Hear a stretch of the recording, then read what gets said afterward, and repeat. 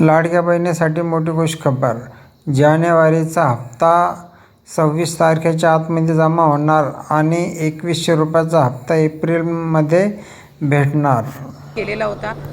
या महिन्याचा जानेवारी महिन्याचा म्हणजे नवीन वर्षाचा पहिला जो लाभ आहे, DBT आहे, ते 26 जानेवारीच्या आत त्याची सुरुवात ही आम्ही करत आहोत आणि त्या संदर्भातलं जे आर्थिक नियोजन आहे ते सुद्धा अर्थ विभागाकडून आम्हाला महिला व बालविकास विभागाला प्राप्त झालेला आहे.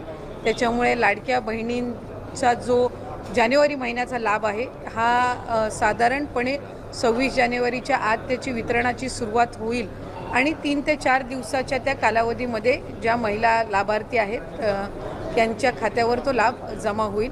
मला आपल्या माध्यमातून सर्व लाडक्या बहिणींना आज जानेवारी महिन्याच्या संदर्भातले अनेक माध्यमांकडून सुद्धा विचारलं जात होतं आणि बऱ्याचशा लाभार्थ्यांकडून सुद्धा साधारणपणे तो प्रश्न उपस्थित केला जात होता. त्यामुळे दर महिन्याला आपण महिना संपायच्या आत तो लाभ त्यांच्या अकाउंटला देत असतो. त्यामुळे या महिन्यामध्ये सुद्धा तो लाभ जो आहे तो 26 जानेवारीच्या आत त्याची वितरणाची सुरुवात ही माननीय मुख्यमंत्री देवेंद्रजी फडणवीस साहेब, उपमुख्यमंत्री एकनाथजी शिंदे साहेब आणि उपमुख्यमंत्री अजितदादा यांच्या सूचनेनुसार आम्ही करत आहोत.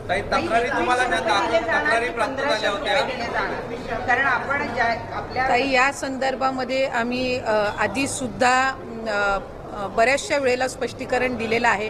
राज्याचे मुख्यमंत्री देवेंद्र फडणवीस साहेबांनी दिलेलं आहे, दोन्ही उपमुख्यमंत्री महोदयांनी दिलेलं आहे की नवीन अर्थसंकल्प किंवा त्याच्या पुढच्या कालावधीमध्ये या संदर्भातला सकारात्मक विचार जो आहे तो करण्यात येईल.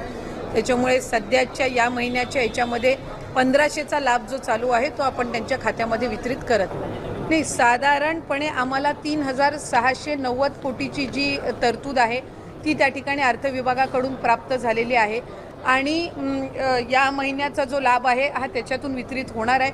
या व्यतिरिक्त सुद्धा फेब्रुवारी महिन्याची सुद्धा आम्ही तयारी त्या निमित्ताने करत आहोत, कारण मार्च महिन्यामध्ये नवीन अर्थसंकल्प सादर होणार आहे.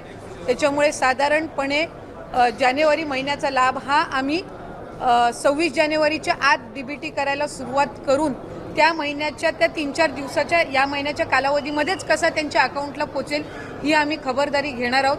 फेब्रुवारी महिन्याचं नियोजनसुद्धा आम्ही त्या पद्धतीनं करत आहोत आणि अर्थसंकल्प सादर झाल्यानंतर त्यावेळेला सुद्धा प्रत्येक महिन्यामध्ये कुठेही खंड पडता नाही.